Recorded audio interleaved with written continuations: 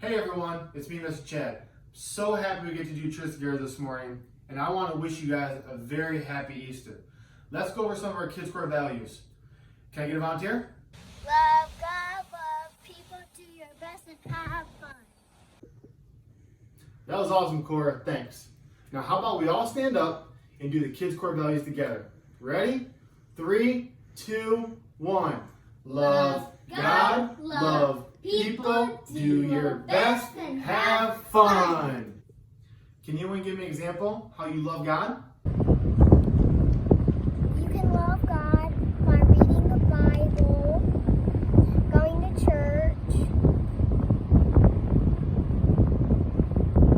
praying to Him, being kind to other people, by being kind, praying for them, hoping if they can get better if they're sick, even in this virus. Quinn, that was great. Now, can anyone give me an example how you can love people? We can love people by staying inside during this time. Good job, Riley. Now, can anybody tell me how you can do your best? How can you do your best? By not giving up when something's hard and by trying your best when a test gets hard in school. That's exactly right, Morgan. And last but not least, how can we have fun? Guys, how can you have fun? You break out your best answer to the worship song.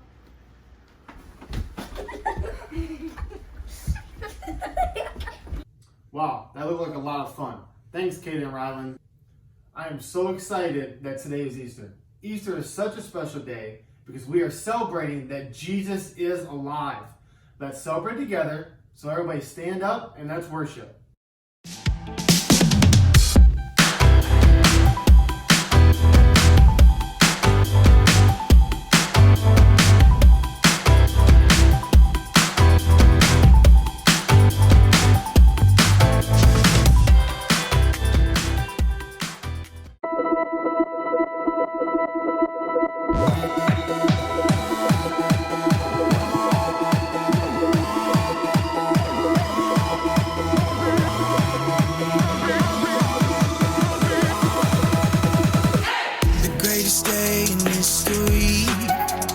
Death is beating, you have rescued me. Sing it out, Jesus is alive. The empty cross, the empty grave, life eternal, you have won the day. Shout it out, Jesus is alive. He's alive. Oh, happy day, happy day. You wash my sin away. Oh, happy day, I'll never be the same. Forever I'm changed. I'll never be the same. When I stand in that place, realize meeting face to face, I am yours, Jesus, you are mine. In this joy, perfect peace, earthly pain finally will cease. Celebrate, Jesus is alive. He's alive. Oh, happy day, you wash my sin away. Oh, happy day, I'll never be the same. Forever I'm changed.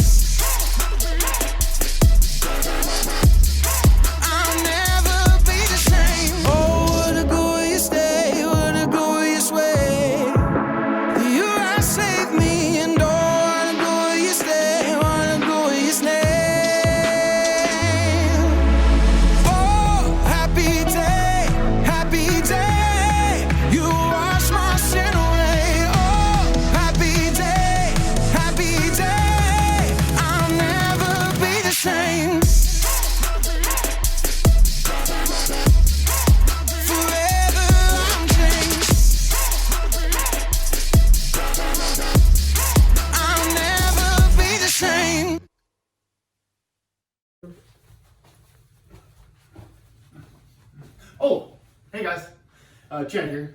Sorry, just got a couple worship, didn't see it there. Man, Jesus really turned the world upside down on Easter, didn't he? He chose to put us first. What do I mean by that? I'm glad you asked. Let's check out this video to learn a little more about what Jesus did for us.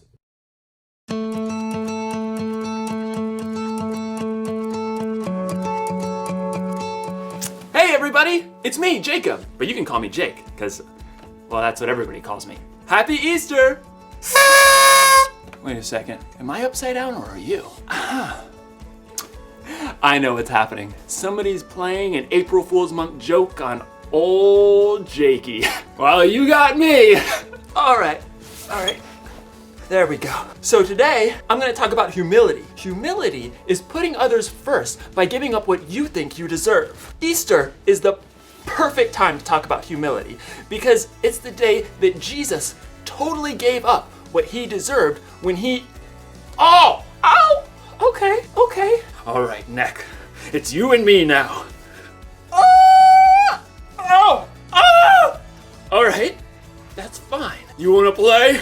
Let's play.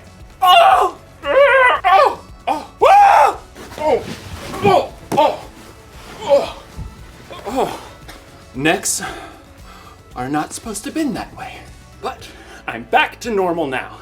At least my neck is. But the picture's still just a little, I mean, if it could just, we're not doing that again. You know something? So what if I'm upside down? I'm not gonna let this keep me from celebrating the most amazing event in history. And no, I'm not talking about the time I learned how to juggle. I'm talking about the time when God did something so brain-boggling, it turned the whole world upside down. At least it turned my whole world upside down. My brain is still boggling. I'm boggling all over. You'll hear all about it in today's story, but first I've got to figure out how to get my whole world from upside down to right side up. Hey, okay, some brain ideas. What if you turned your screen upside down? That shouldn't be too hard, right? Or maybe there's a better way. Stay tuned. The Bible. It's 66 books of history, stories, letters, and poetry that fit together to form God's one big story. The epic adventure of how He created us and loves us so much that He made a way to rescue us. As we travel through the Bible, from Genesis to Revelation, we discover people who met God and found their lives changed forever. And now for an amazing story, inspired by the book of John, chapters 18 through 20. For months, the Jewish religious leaders had been making plans to silence Jesus. The things he said and did challenged the way they had always lived. He was upsetting the world as they knew it. It is better if one man dies for the people than if the whole nation is destroyed.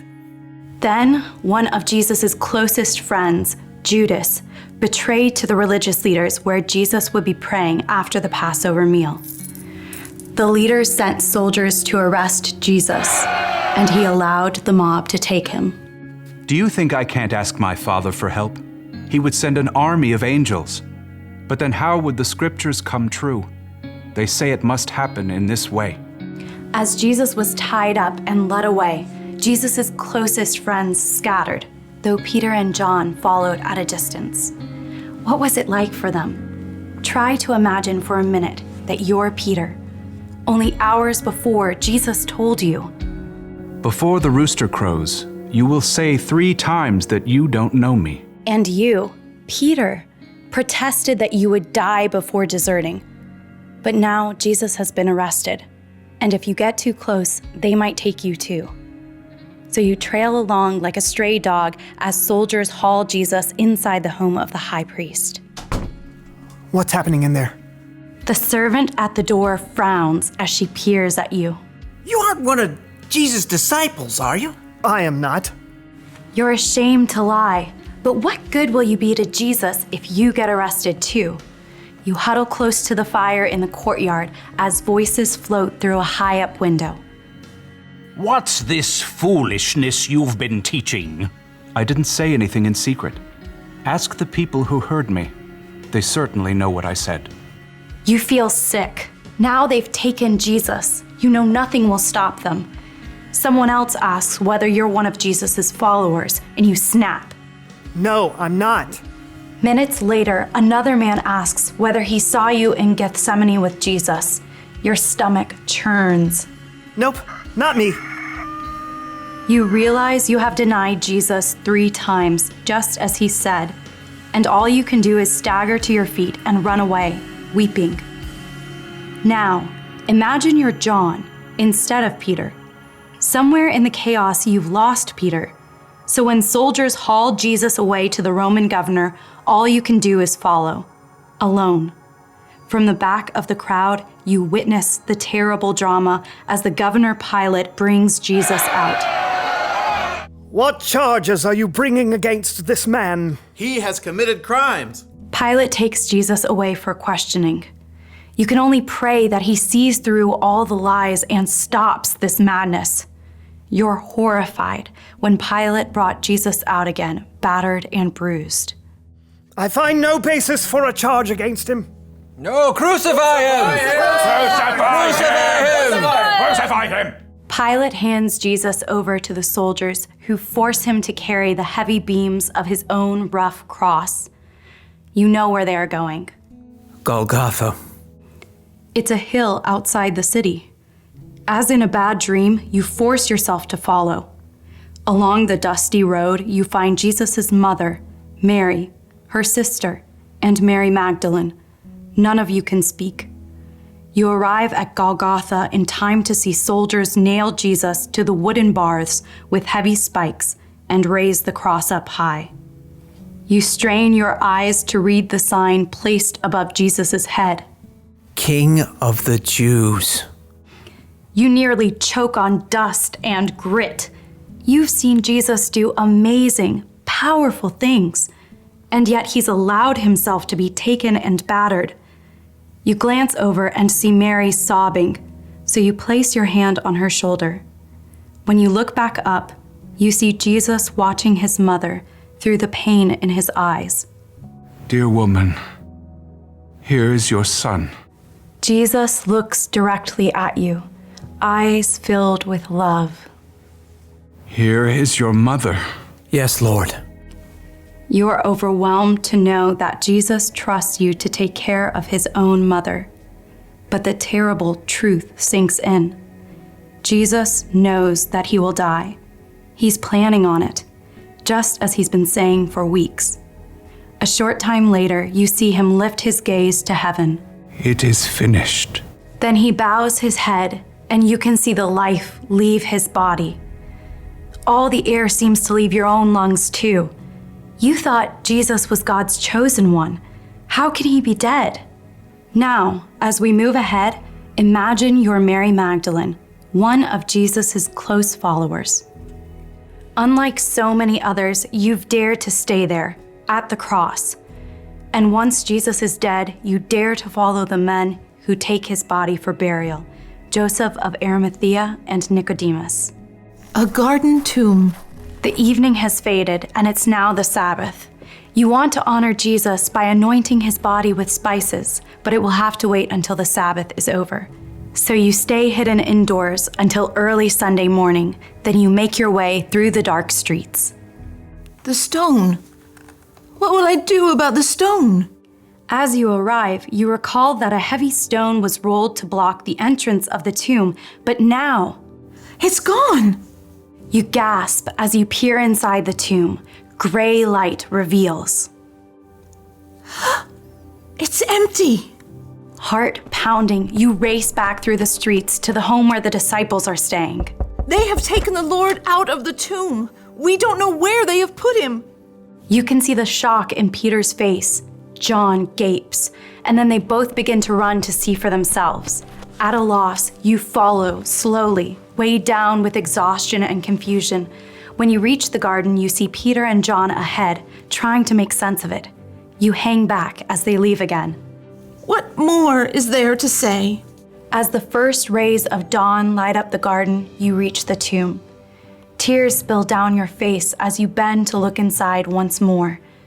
2 figures in radiant white sit where Jesus' body lay. You can't even begin to think what this means. Woman, why are you crying? They have taken my Lord away. I don't know where they've put him. You turn away to catch your breath and find another man standing right there. At first, you think Peter or John has returned, but it's not one of them. Maybe it's a gardener. Woman, why are you crying? Who are you looking for? Sir, did you carry him away? Tell me where you put him, then I will go and get him. Mary. The moment he speaks your name, you see, you understand. It's Jesus. Teacher! You fling yourself at his feet because there isn't anything else you can do. Gently, he touches your shoulder. Do not hold on to me. I have not yet ascended to the Father. Instead, go to those who believe in me. Tell them, I am ascending to my Father and your Father, to my God and your God. You rise to your feet, still weeping, but your tears are full of joy. You start to run again because you can't wait 1 second more to deliver the news. I have seen the Lord. Jesus chose to face death for those he loved, and now he's defeated it. Jesus is alive. It's the best news ever for everyone across all time. I don't know about you, but every time I hear the Easter story, my brain literally explodes. Well, not like literally. I mean like figuratively, literally. Seriously, think about it. When God made the first 2 people ever, he told them if they ever ate fruit from the bad tree, they would surely die. Well, they did it anyway, and they died. And they stayed dead, because that's how death was supposed to work. So did everyone who came after them. Abraham died. Moses. All these people died and they stayed dead because that's how death was supposed to work. But then came Jesus. When Jesus died, everyone thought he was going to stay dead too. But God can do stuff that nobody else can do. So he rolled away the stone and brought his son back to life. I'm getting lightheaded just thinking about it. Jesus is so strong, not even death can stop him. So it's kind of like everything's upside down in this story too. Jesus dying when he didn't do anything wrong is upside down. Jesus coming back from the dead is upside down. Even I'm upside down. Whoa, all right, okay. I'm gonna get back up now. I'm getting really lightheaded. Oh. Here's the one thing to remember today. Jesus put us first. Jesus died on the cross so me and you can have a relationship with God that lasts forever. And Jesus rose again to show that there's literally nothing he can't do. Literally. So you should definitely put your faith in Jesus if you haven't already. Ask someone you trust if there's anything you don't understand. That's what I'd do. In fact, does anyone understand how to make a video turn right side up again? I mean, I've tried everything. Wait a second. My phone's upside down. My phone was upside down the whole time. Classic Jakey.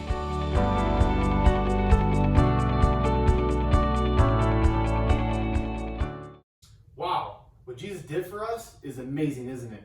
He faced death and defeated it for us. I don't know about you, but that gets me fired up and makes me want to dance. I think this is a perfect time for some more worship. Will you guys join?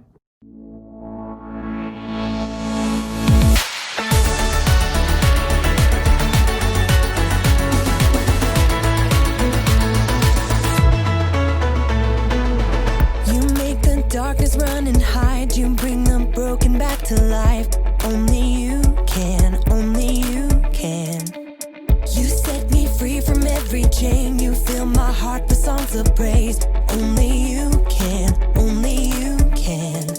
Jesus, you're the only reason that I'm even breathing. I am wide awake.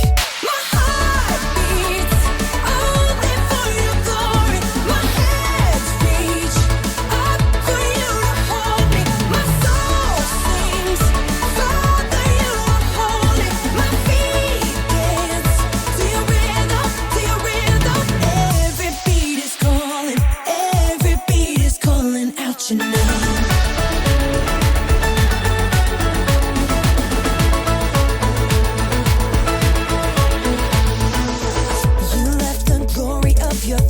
to bring this runaway back home.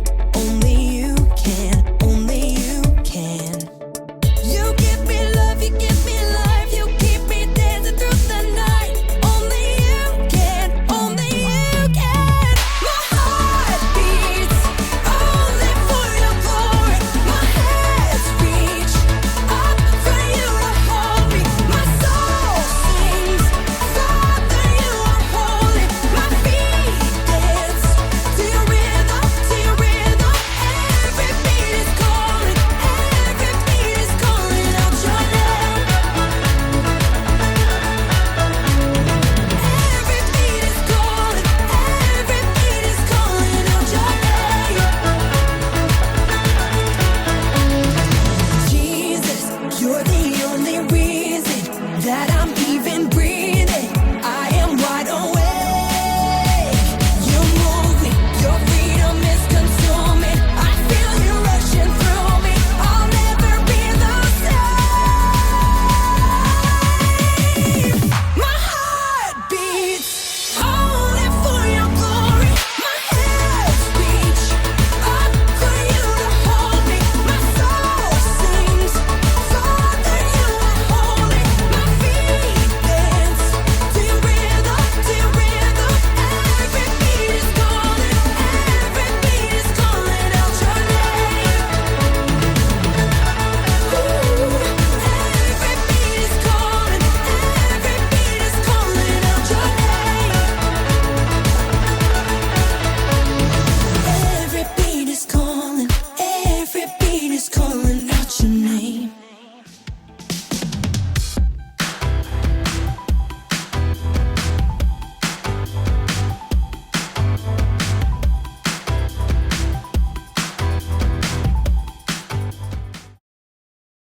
Jesus put us first. Think about some ways you can put others first this week. Maybe hold a door open for someone, or maybe help make dinner. I'm so glad you joined us. We miss you guys so much, and we can't wait until we're together again.